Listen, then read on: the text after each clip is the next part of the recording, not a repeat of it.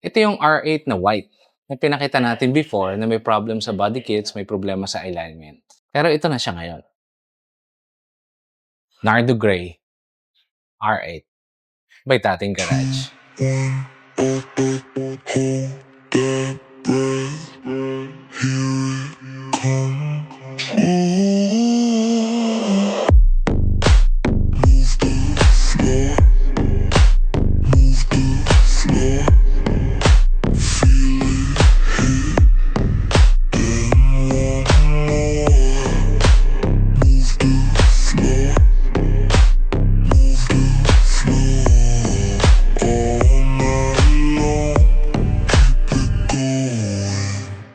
Look at the alignment. Maganda na yung alignment ng bumper saka yung hood, pantay na sila. Dati medyo sobra yan. Now we did cut and build some para mas mukhang bagay. And also this one, kinalayan natin, gloss black na siya. Hindi ako fan ng chicken wire. Itong pinalit natin na mesh, mas sturdy, mas madaling i-manage. Kahit sa high speed, tamaan ng bato, hindi masisira. Hindi siya easily deformed, katulad ng chicken wire na nilagay before. Yan, kita nyo, very premium finish na siya. We painted this black para hindi mag-rust din. At saka mas bumagay din doon sa black lining ng bumper. Before yung rear bumper niya, walang line going consistently through the quarter panel. Yan, medyo bilog yan. Hindi defined. Ito, defined na. Kitang-kita nyo, continuous na siya. Yan din yung mga lines na dyan, mga contours na dyan. You check on the other videos, hindi yan pantay. Yan, pantay na. Medyo bilog dati. Ngayon, okay na. Defined na.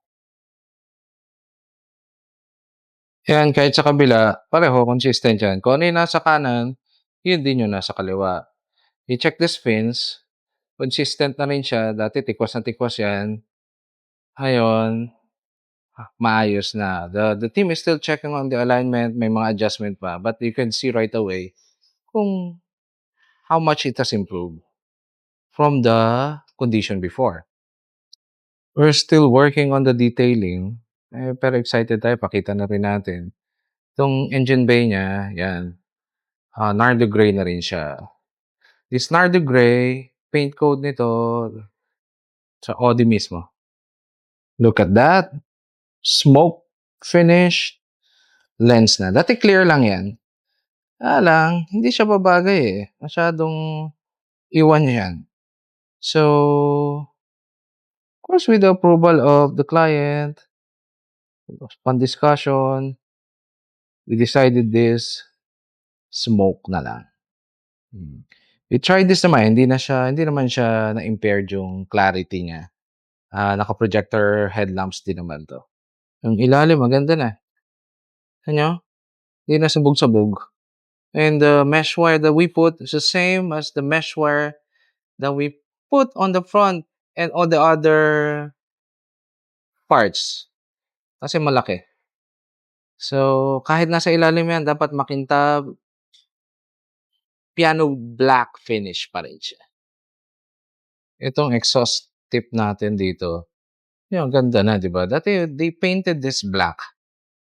Ngayon, tinanggal na natin yung color para hindi siya magmukhang part of this. Siniba na natin. Ayan. Of course, it has to undergo detailing pa. But, ngayon, pakita na natin the condition. Yan, let's check on the other side. Ganun pa rin again. Has to be consistent from left to right.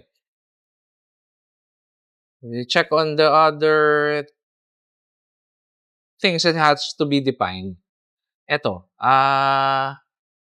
very consistent na yan.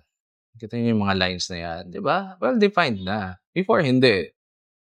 Some others, we use honeycomb para hindi naman siya monotonous.